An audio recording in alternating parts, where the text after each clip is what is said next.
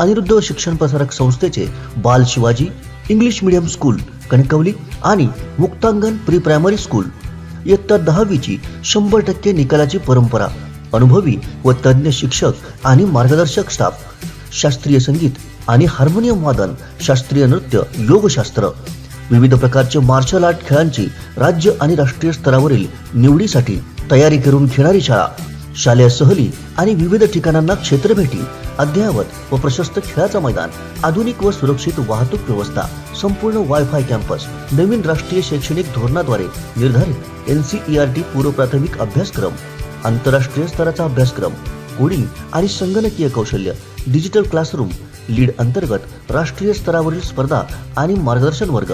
आजच प्रवेश घ्या. प्रवेशासाठी संपर्क अनिरुद्ध शिक्षण प्रसारक संस्थेचं बाल Shivaji English medium school Kankavli आणि मुक्तांगण प्री प्रायमरी स्कूल अप्रतिम नगर, सापळेबाग, जानवली, कणकवली. मोबाईल 940492 1648 आणि 7841 83 18 96. उपजिल्हा रुग्णालयाच्या वारंवार भेडसावत असणाऱ्या प्रश्न आणि समस्यांबाबत आढावा घेण्यासाठी आमदार नितेश राणेंनी कणकवली उपजिल्हा रुग्णालयाला भेट दिली. भेट दिल्यानंतर त्यांनी उपजिल्हा रुग्णालयात वारंवार उद्भवणाऱ्या समस्या आणि बिघाड झालेल्या मशीन्सबाबत देखील आढावा घेतला. तसेच वारंवार गैरहजर असणारे कणकवली उपजिल्हा रुग्णालयातील वैद्यकीय अधीक्षक डॉक्टर नागनाथ धर्माधिकारी यांचा चांगलाच समाचार घेतला. यापुढे कणकवली उपजिल्हा रुग्णालयात अशा प्रकारच्या समस्या उद्भवता कामा नयेत.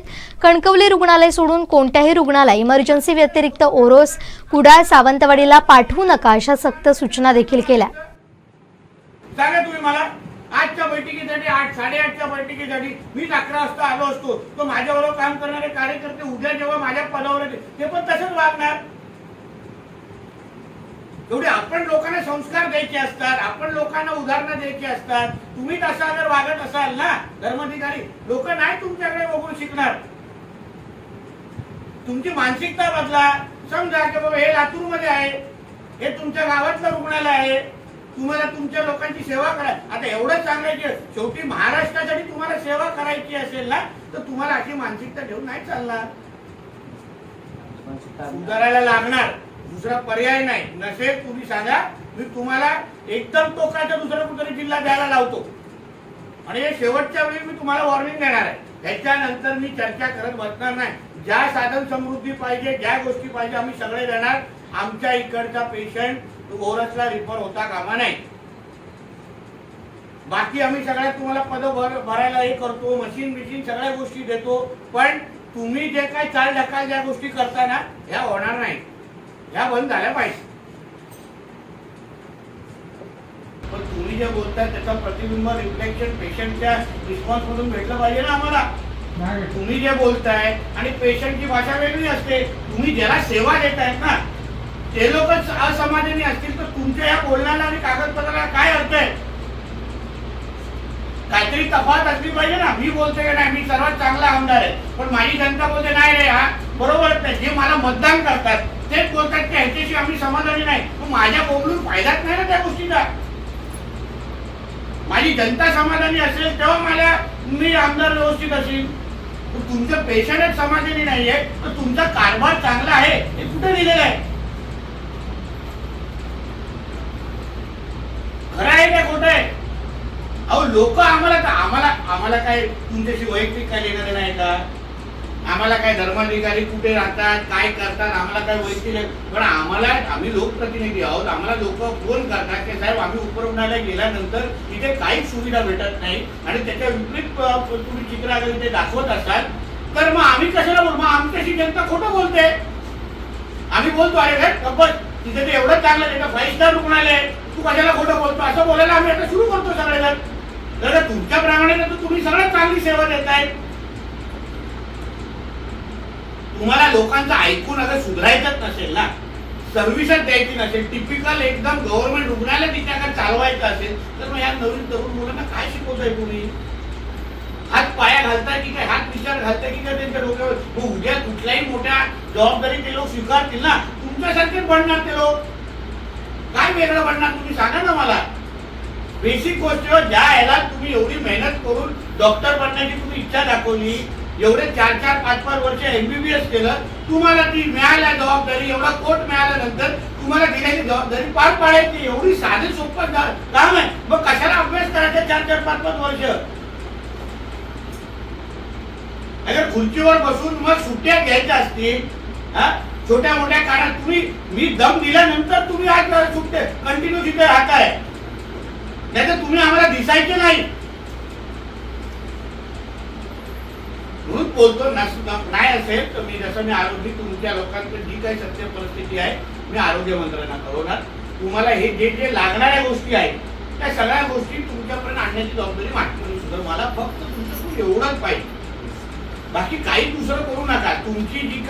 तुमची जी मानसिकता आहे ना की मी इथे गव्हर्नमेंट जॉब करण्यासाठी आहे, मला एवढेच तास करायचे, मला काही फरक पडत नाही, मी पाहिजे तेवढा सुट्टे घेऊ शकतो. जी बांधिलकी जी अटॅचमेंट जी जनतेबरोबर लागते ना, आता हेच काम तुम्ही लातूरमध्ये असं करणार का? नाही करणार. तुम्ही कोकणात आहात ना म्हणून करताय. अहो हे सांगण्याची गरज वाटणार नाही ना. बघा ना, तुम्ही बोलल्या मागून आवाज येताय. सुधारणा करतो असं सांगा ना. अहो तुमच्याबद्दल तक्रार नसती ना डॉक्टर, आम्ही सत्कार करणारे कार्यकर्ते आहोत. हे संस्कार साहेबांनी आम्हाला दिलेले आहेत. चांगल्या अधिकाऱ्यांना आम्ही सत्कार पण केलेला आहे तिकडे आमच्या जिल्ह्यामध्ये.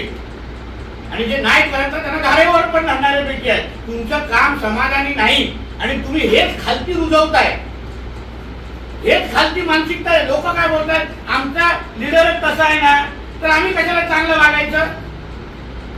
स्वतः लक्षात देत नाही कुठे. सांगा तुम्ही मला, आजच्या बैठकीसाठी 8-8:30च्या बैठकीसाठी मी 11 वाजता आलो असतो तर माझ्याबरोबर काम करणारे कार्यकर्ते उद्या जेव्हा माझ्या पदावर येतील ते पण तसंच वागणार. तेवढे आपण लोकांना संस्कार द्यायचे असतात, आपण लोकांना उदाहरणं द्यायची असतात. तुम्ही तसा जर वागत असाल ना धर्माधिकारी, लोक नाही तुमच्याकडे बघून शिकणार. तुमची मानसिकता बदला. समजा की बाबा हे लातूरमध्ये आहे, हे तुमच्या गावातलं रुग्णालय आहे, तुम्हाला तुमच्या लोकांची सेवा करा. आता एवढंच सांगायचे, शेवटी महाराष्ट्रासाठी तुम्हाला सेवा करायची असेल ना तर तुम्हाला अशी मानसिकता ठेवून नाही चालणार. सुधारायला लागणार, दुसरा पर्याय नाही. नसेल तुम्ही सांगा, मी तुम्हाला एकदम टोकाचा दुसरा कुठेतरी जिल्हा द्यायला लावतो आणि हे शेवटच्या वेळी मी तुम्हाला वॉर्निंग देणार आहे. ह्याच्यानंतर मी चर्चा करत बसणार नाही. ज्या साधन समृद्धी पाहिजे, ज्या गोष्टी पाहिजे आम्ही सगळे देणार.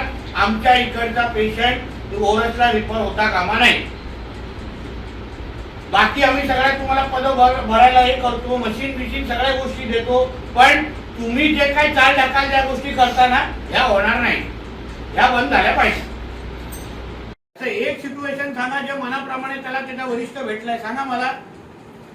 प्रॉब्लेम पेशंटच्या आणि जनतेपेक्षा मोठे झालेले. आम्ही आजारी पडतो असं नाही पडत असा विषय नाही मॅडम.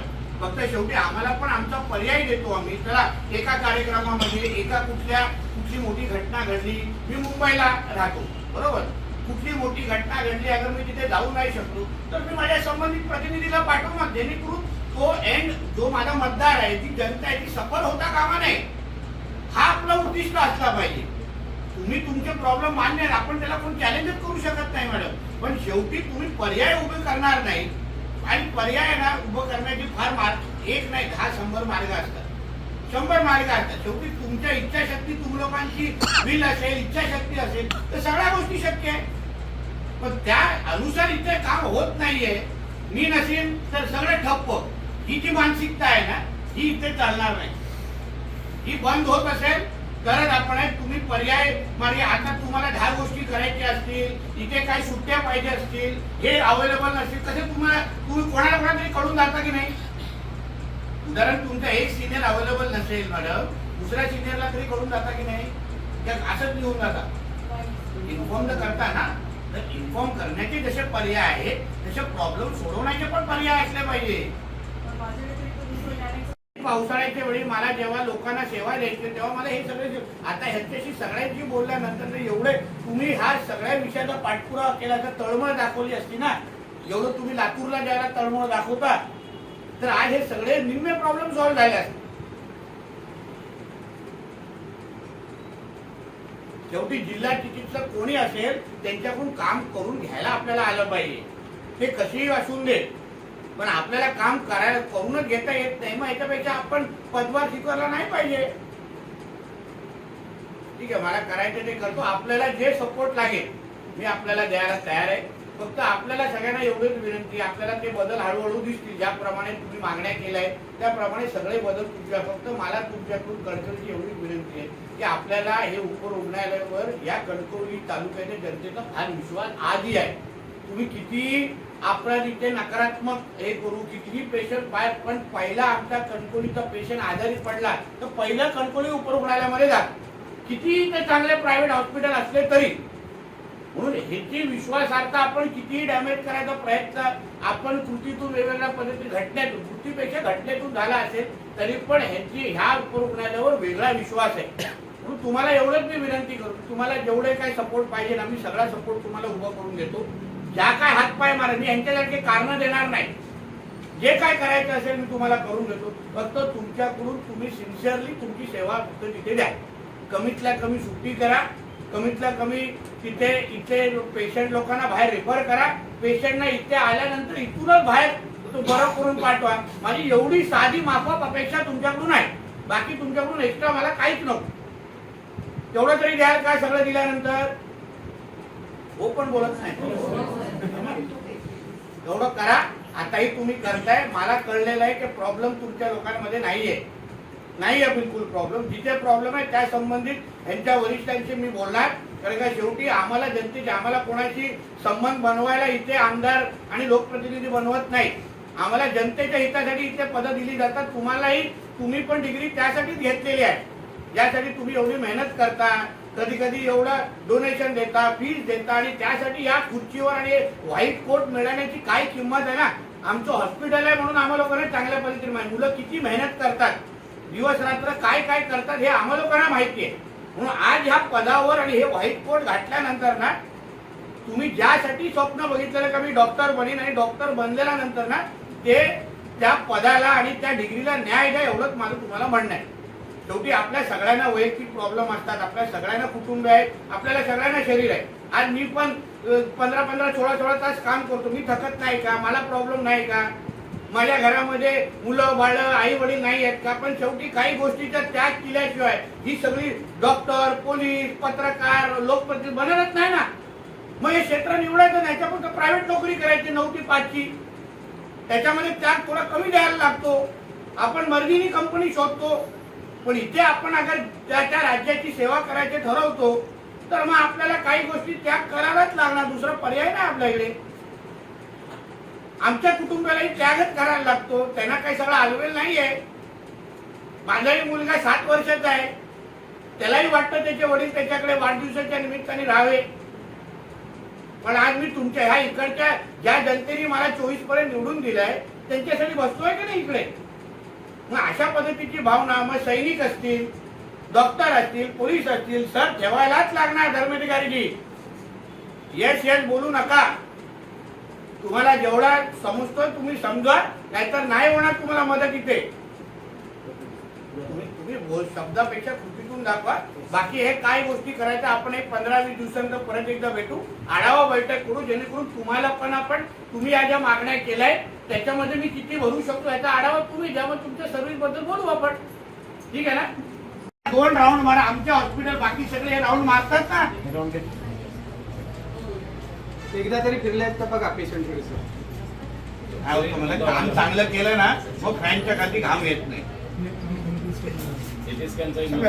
कंपल्सरी 2 राऊंड मारायचे. माझ्या त्या गोष्टीवर लक्ष आहे. मी टाचणीच्या अंतरावर इथे राहतो. तुमचे ज्या दिवशी राऊंड नाही होणार रात्रीचा मी तुम्हाला फोन करणार. मग मी बघतो कसा होतो. आता तुमच्या मागे छडी घेऊन मी उभा राहणार. मग बघू आपण. थँक्यू. आमचे दिवसभरातले सर्व अपडेट्स, ताज्या घडामोडी आणि थेट लाईव्ह पाहण्यासाठी सबस्क्राईब करा, लाईक करा कोकणचं नंबर 1 महा चॅनल कोकण 7 लाईव्हचं YouTube चॅनल.